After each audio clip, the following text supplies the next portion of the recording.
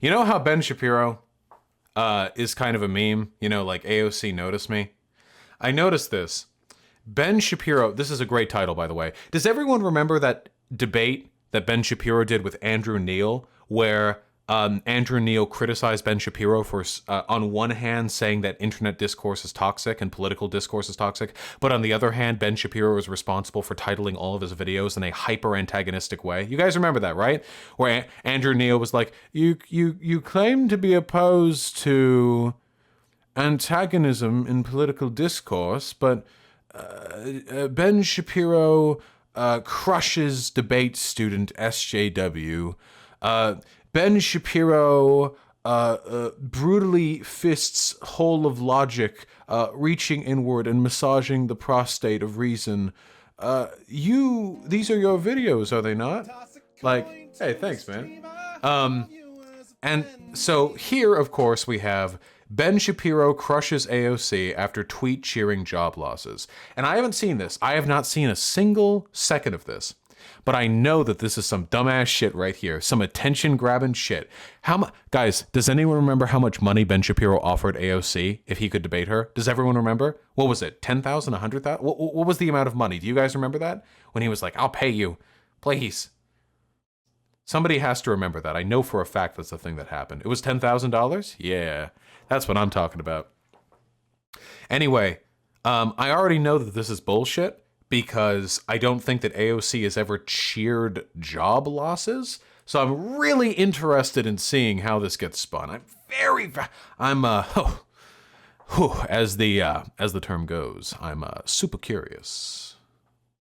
Speaking of people who are confirming their political priors, so yesterday, oil futures completely dumped. I mean, down to negative 37. Oh man, he's coming off kind of angry to begin with. Okay, all right, let's.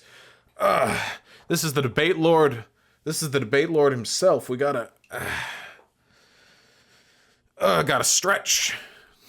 $36.63. People were paying people to take barrels of oil off their hands. Why? Well, because there literally is no storage facility. The fact is that right now what we are watching is a collapse in demand. And this is one of the problems, is when you talk about the recovery, one of the things that you have to look at is how much has the underlying demand curve actually changed. So, for those of you who don't remember, this is only a few days old. The speculative prices of oil actually dropped down to the negatives. The reason for this is because now that everyone's quarantined, nobody's driving around, all the cruise lines have stopped, most of the airplanes are grounded, so oil's not getting used, which means that we don't have as much of a demand for it, which means that all of these oil extraction and refinement sites are producing oil no one needs, which means just got a bunch of oil sitting around. So much, in fact, that it's overfilling our it's overflowing our actual storage facilities, meaning that it's now costing more to house them than you could make selling them. It's really interesting.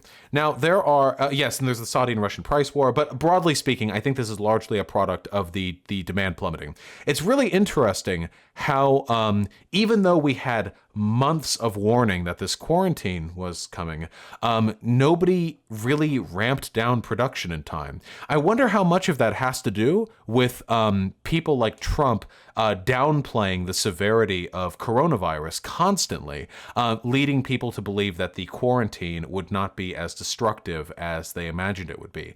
Because I feel like 2 or 3 months of warning is more than enough time to at least cut down on some of the production.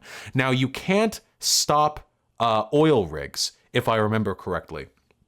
You can't keep them from producing because there's something, I'm not entirely sure what the specifics are, but there's something about the mechanism of oil drilling that if you stop it, you damage something, or like you fuck up the process. You have to keep going. So I'm curious how much the supply of oil could have been curtailed if this had been handled more responsibly. I don't actually know the answer to that. Because people's behavior has changed. So nobody's driving right now. The oil industry isn't tanking for financial reasons or systemic reasons. It is tanking because no one is driving. That is a systemic reason. What? Wait, what? Okay. And because businesses are not operating. And that means that nobody has any use for oil. So there's a glut of oil on the market, and oil has an expiration date, and it needs to be refined. No, Vosh, they knew it was going to hurt their profits, so they decided to ramp up production, therefore increasing their profits. Is that true? Does anyone have any evidence that all of these oil extraction companies actually ramped up production immediately before the quarantine? Does anyone know? That was a joke? Okay, yeah, let's be careful. And it's more expensive right now to refine it than it would be to just dump it at this point and do nothing with it. And so the futures contracts, which are going to take hold in May, on May 1st, basically the oil companies are betting that there will be no buyers for the oil and there will be a complete glut of oil. So what do you guys want the over-under to be on corporations trying to get rid of the oil they don't have storage space for, it mysteriously disappearing, and 10 years down the line, some village in India or like some Midwestern town, like all their tap water fills up with oil or something, you know? I guarantee you those motherfuckers are going to start dumping. This is obviously not great for the oil industry because if they can't make profit, then they are going to start shutting down the pumping. And what you're going to see is that these oil companies are not supremely flexible, that as the economy ramps back up, they're going to start pumping again, but slower. American fracking is actually a lot more flexible and is going to fill some of that gap, which is not a bad thing for American fracking. But when I say confirming political priors, let me show you a perfect example. So, oh, is this it? Is he bringing it out? He's got the bouquet. The oil prices dump in historic fashion. Historic fashion, right? According to the New York Times, prices went negative, meaning that anyone trying to sell a barrel... Isn't fracking horrible? Yeah, of course fracking's bad, yeah. There are like there's a huge amount of, as to my knowledge, there is a huge amount of consensus right now, scientific consensus, that fracking is harmful in a great many ways, from polluting the ground beneath our feet and the water, to causing earthquakes, to destabilizing otherwise geologically stable areas. There's just a lot of stuff. What is fracking? Fracking is, God, it's more complicated than I can fully explain, but fracking basically is when you insert a big old tube into the ground, usually at an angle, you pump water in it at 1 billion PSI, so you split open the rock, you literally like break open the ground beneath, and then you like use those cracks that you formed to get at oil that's trapped in confines you couldn't reach otherwise. I'm sure it's of course more complicated than that, but you know. Would have to pay a buyer $30, in part because of the way oil is traded. Futures contracts that require buyers to take possession of oil in May are expiring on Tuesday. Nobody wants the oil because there's no place to store it. So AOC... Oh, sorry, gas, not oil. My apologies. Natural gas, not oil. Immediately tweets out a couple of absolutely asinine things because she is a moron. Okay, I'm not going to sugarcoat this. Representative Alexandra Ocasio-Cortez has the IQ of a kumquat. You get him, Ben. Maybe a loquat on the upper end. Okay, she really just, she is just an idiot. Okay, so she tweets out, you absolutely love... Wait. Anyone want to bet that there's literally nothing wrong with what she said? Okay. Okay, she really just, she is just an idiot. Okay, so she tweets out, you absolutely love... Let's see. Love to see it. This, along with record low interest rates, means it's the right time for a worker-led mass investment in green infrastructure to save our planet. Cough. Okay, so I'm not sure why she's coughing. Because out of solidarity for all the people sick with COVID-19, you fucking sociopath. We're all coughing out here. In memory. I mean, I hope that all is well with AOC's health. But first of all, to celebrate, you absolutely love to see the collapse of the oil industry that supports tens of thousands of American jobs, really? Yep, yeah, yeah. She's also in favor of Medicare for all, which would put hundreds of thousands of insurance workers out. Yeah, yes, yep, correct, true, very true. That's good. Can you imagine? I wish Shapiro was around in Germany after the fall of the Nazi Republic. Like, do you have any idea how many people worked at these death camps? Like, you're celebrating they're being closed? Do you have any idea how many families were being fed off the paychecks they were receiving for guarding the gas chambers? Like, the people, this is a thing, they throw this out there a lot like this. I can't believe you'd support all these jobs being lost. Guys, as times move on, as our civilization moves on, as our understanding of what is good and bad for the world moves on, we have to recognize that sometimes people who are being employed to do a bad thing. Now, I'm not saying that every oil worker is personally a bad human being. But yeah, much in the same way that we have gotten rid of a lot of stuff in the past, like horse carriage operator. Damn, that one's out for the most part. There's probably still a few of them in some hipster fucking communities, but for the most part, I'd say that's probably on out there. Most people aren't farmers anymore. That's a new one. Yeah, slave auctioneers. That used to be the transatlantic slave trade. That was a big market. Put a lot of people out of work there. It's just important to remember, sometimes the loss of jobs can signal the growth of new industries, like green energy, for example, which is something that it seems like this, from what I've read, now I'm not an expert on this, it does seem like green energy is starting to get within an approximate distance of being a viable energy source for a large civilization if we truly really invest in it. We're getting a little bit past unviability, we're getting a little bit past science project, and we're moving towards, hey, we might actually be able to run our society off of this.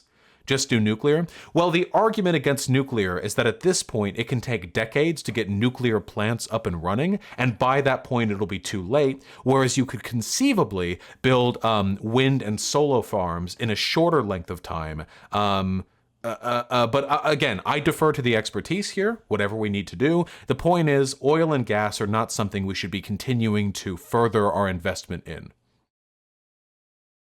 So she deleted that one. But then she put up a new tweet, and her new tweet... She deleted that one? ...is just as stupid. She tweets, "Now is the time to create millions of good jobs, building out the infrastructure and clean energy necessary to save our planet for future generations. For our economy, our planet, and our future. We need a Green New Deal." First of all, is that dumb? Second of all, I'm kind of jealous of Benny Boy here. You see how he's got this big, computer wall? He's got, this monitor that he's projecting the tweet onto? That's so cool, dude. I wish I had that shit. I've just got two monitors in front of me. I wish I fucking some crazy futuristic streaming setup or something. It's just a smart board? Well, my boards are dumb. I don't think she understands how prices work. She's tweeted out, "This snapshot is being acknowledged as a turning point in the..." Wait, what? Wait, what's wrong with this? "Now is the time to create millions of good jobs, building out the infrastructure and clean energy." Wait, what does that have to do? "For future generations. For our economy, our planet, and our future. We need a Green New Deal." I don't think she understands how prices work. She's tweeted out, "This snapshot..." Wait, what is that? Yes, I get it. His laptop is off. Thank you. What does that have to do with the tweet? "Is being acknowledged as a turning point in the climate movement. Fossil fuels are in long-term structural decline. This, along with low interest rates, means it's the right time to create millions of jobs transitioning to renewable and clean energy. A key opportunity." Yeah? While demand is down, we can lower production over the course of the quarantine to the best possible extent and start investing heavily in green energy. It would be a smoother transition because there's a lower demand right now. Yeah, that's a good idea. If there's a lower demand, that means that there's a lower threshold that you have to meet to begin to meet an acceptable portion of the US's total energy needs. That's a good thing, right? Is he gonna make a counter argument or what? I'm really curious. What in the actual F is she talking about? F. Oil, they're paying you to take oil. And she's like, "This is a great time to invest in windmills. Great time to invest in windmills." Was she dropped on her head as a small child? I have yet to hear a single argument from Ben here. This is astonishing. I can't think of any other explanation. BU needs to get, she should get a, I'm gonna advocate for AOC to get her college tuition waived from BU because she did not get her. He is still not. Are there any people right here who are Ben Shapiro fans? Do I have any people in YouTube chat who are Ben Shapiro fans? What? Can somebody defend this to me? He's not making any arguments. No, notice how I'm not a big brain Harvard graduate like Ben Shapiro, but I am actually responding with arguments. What is his point here? That it's just dumb? I think what he's saying, the argument he's trying and failing to make, is that there's no relationship between the negative price of oil and a need to invest in green energy. But that's not true, because the negative price of speculative oil futures is an indication that there's less demand for oil, which means that we're consuming less total energy, which means that there is a lower threshold of energy needs that need to be met over the course of the quarantine, which means we could start investing in green energy and see a payout sooner. I don't get it. That makes sense to me. Her money's worth. I choose an econ double major at BU, and somehow she graduated with a degree. This does not speak well of Boston University. You came from Harvard, fucker, and you're losing in a one-way conversation from a fucking soy boy sociology major right now. So if she's looking for a legal advocate for her free tuition at BU, she didn't. Oh, wait, hold on. Really quick. Vosh, I'm a stock... Okay, wait, guys, this is an actual argument. Vosh, I'm a stock trader. Technically, oil price falling down this low is not good for green energy because now it's more expensive to use/install green energy alternative. How do you install green energy when oil is basically free? No, that's the point. If we start investing in green energy right now, the facilities that you need to build require oil. We need to use oil and coal to get those facilities for wind and for solar. And right now, since oil is very cheap, that means it'll be easier to produce these facilities. B, because there's less energy that is being required from the population, and there's a surplus of oil, that means they'll be able to buy it for less, and they'll be competing less with other sources for oil because there is an excess of supply. 3, additionally, the plants aren't going to come online right away. The plants aren't going to come online during the quarantine. This is going to be a years-long process of building these facilities. But if we take advantage of this point right now, where we can use the existing low price of oil and use the comparatively low demand to build the facilities so that when the demand increases after the quarantine, those green energy sources are more capable of meeting that need, I feel like this is the perfect chance. You want to catch it on the downswing, so when it goes back up, now this green energy that has been subsidized, built using virtually free oil, and built during a time of low demand can really start to hit the ground running, you know? At least that's what makes sense to me. Oh, exactly. And Paul Resendez, it also means oil companies are not going to be investing in more oil fields and rigs during this time, meaning that there's going to be less competition for experts building the infrastructure for energy development. That's one of the things you need too. You need the actual staff in energy management, and energy production and engineering who are capable of building these facilities, but nobody's building oil plants right now. Nobody's building fracking machines because we don't need any more oil. So we take this opportunity, we take that labor, and we do something incredible with it. That's just what makes sense to me. Again, I'm not an expert on these issues specifically. Nobody's building anything because factories are shuttered, Vosh. Well, I would consider the investment in the energy that is going to prevent this planet from burning up to be a fairly essential industry. So I would say if this was subsidized, this could probably be an exemption. This would be an exemptive measure, you know, hey, everyone get together. This is the 100,000 man strong task force. We're doing it. We're building a giant solar panel the size of Ohio, you know, that would be my argument. This is very, very necessary. I don't know, but is Ben going to make any arguments here, or? Didn't get anything for her money. Okay, there was no consideration in that particular contract. When the price of oil is zero, that is a horrible. Okay, wait. If she's looking for a legal advocate for her free tuition at BU, she didn't get anything for her money. Okay, there was no consideration in that particular contract. When the price of oil is zero, that is a horrible time to invest in windmills and green energy. What the F are you? Wait, why? Why? Talking about? This is sort of like saying, you know, did you see there's a glut of chocolate on the market? The price of chocolate is zero. It's literally zero. You could walk into the supermarket right now and just pick up, they'll pay you to take bags of chocolate back to your house. Have you ever thought of a better time to buy kale? What? What are you? Except the plants wouldn't be coming online immediately. They take years to build and would be coming online after the quarantine ended, when demand rises and when the surplus of oil is over. I feel like I could explain this analogy to an 8th grader. Like I'm not joking. Like I feel like if I had like a kid, or if there was like a middle schooler, or maybe like a fifth grader or something, I feel like I could explain this to them, like pretty easily. You know? What? Like, the whole point is now's a great time to fill up your car, right? That's a false analogy? Yeah, of course, it's a completely inapplicable analogy. It's a horrible time to invest in expensive alternative energies when does she not understand the purpose of a carbon tax, right? The purpose of a carbon tax is to artificially raise the price. What the fuck does a carbon tax have to do with anything we're talking about right now? This is literally nothing to do with the carbon tax, please. Price of oil to artificially raise the price of filling your car so that it creates an economic incentive for you to instead invest in more expensive alternative energies, which, thanks to the raised price of oil, would now be lower in cost than the oil. But if the prices of oil drop, no one in the, like, are you buying an energy efficient? What? Okay, the carbon tax had nothing to do with this argument. Nothing to do.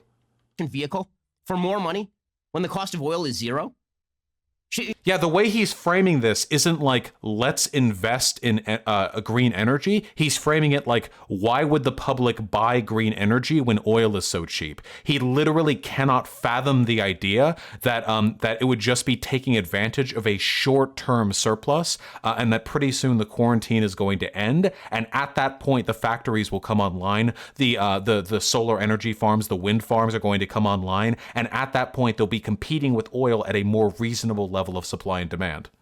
So she's a full-scale idiot. But again, this is confirmation bias at work, right? She is just confirming her priors. What the fuck does that mean, confirming your priors? Is this his fancy way of saying virtue signaling? What does that mean? What does he mean confirming your priors in this context?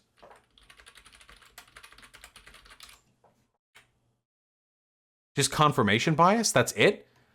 Coming from Ben fucking Shapiro, who was an audience of like 14-year-olds?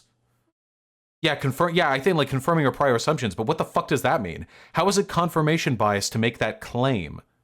That's not what confirmation bias means. Confirmation bias is when you're looking for evidence of something, and because you already have a preconception of what is right or wrong in respect to that issue, you find evidence that favors your position, even if that's not necessarily representative of the broader interest. That's what confirmation bias means. That has nothing to do with what's being talked about here. Ben, you went to Harvard! Ben! Just confirming her priors. And when you see people confirming their priors, it does make you suspicious. It does make you suspicious. I'm very suspicious right now, Ben. You have a formal education from Harvard. That people are not being honest about broad-scale public policy. What? So right now, if you want people to take life-altering measures, like staying at home, right? By the way, if you want to talk about confirmation bias, how about we talk about the fact that Ben Shapiro's show is funded by oil billionaires? Is that an interesting confirmation bias right there? Maybe slightly possibility, perhaps, that Ben Shapiro has a slight bias when it comes to representing these issues seriously? Because he's given money by incredibly wealthy fracking giants who tell him to fucking toe the party line. That's one thing that I love. That's one thing that I really appreciate, by the way. No matter how dumbass my opinions may be sometimes, at least you all know they're coming from me. They're coming from right here, baby. I got that freedom. Not everyone's like that. Some people are beholden. They've got chains on their heart. They've got chains in their heart. Ben Shapiro, your heart is enchained. Are you looking for freedom? Is that what you think AOC is going to do for you? Like keeping their kids at home. No summer camps. No movies. No restaurants. No eating out. You want people to shelter in place. You're going to need a high level of trust. And that trust is going to have to be based on the idea that you are not doing this for an ulterior motive. Wait, what? People are inside, therefore they need to trust their public officials. Okay. Right? Think about your daily life. There's so many things where you rely on people not having an ulterior motive. Yes, everyone all the time. This is like, my name is Ben Shapiro. Have you ever noticed you don't like it when you talk to people who secretly hate you? Have you ever thought it might be better if people didn't secretly hate you at all times? I get that a lot. I think a lot of people secretly hate me. Wouldn't it be better if they stopped? Like, yeah? Right? So somebody says to you that you bring your car in, your car is broken, you bring it to an auto body shop, and they say, okay, well, we need to replace the transmission. And then you find out that they are being subsidized by the transmission company, and for every transmission... I literally can't believe this shit is coming from somebody who's funded by fracking billionaires. I literally can't believe it. I can't believe the grift. I cannot believe how disingenuous these cunts are. I can't believe it. I'm sorry, is AOC being funded by green energy billionaires? They sell, they're getting a $200 kickback. Well, that's going to change your math on whether you actually need to replace the transmission, isn't it? Yeah, it's gonna. Yeah, dude, you should take everything with a grain of salt. If that information is coming from somebody with a significant financial interest in holding a certain position, think to yourself, oh, this person has an ulterior motive. Maybe they're not being honest with me. In order for there to be any level of trust. Okay, so what's the ulterior motive? Who's paying her off? Or are you just going to vaguely gesture at it instead of actually making a point? The most broad-ranging and deep measures in American history. There is going to, I mean, in terms of civilian populations, there's going to have to be a high level of trust. That trust is being undermined each and every day by partisan actors who obviously are attempting to confirm their own priors rather than looking... That's not what confirmation bias means. ...at the actual events on the ground. Facts don't care about your feelings. I'm going to kill myself. Holy shit. I can't believe how shameless he is. Jesus Christ. Way to market that phrase. He said the line. Haha. Banana. Everyone like it when the minion says that? And it's a fact that The Ben Shapiro Show is the largest conservative podcast in the nation. Be sure to hit the subscribe button to stay up to date on all of our content. Thanks, Ben. Thanks, Ben.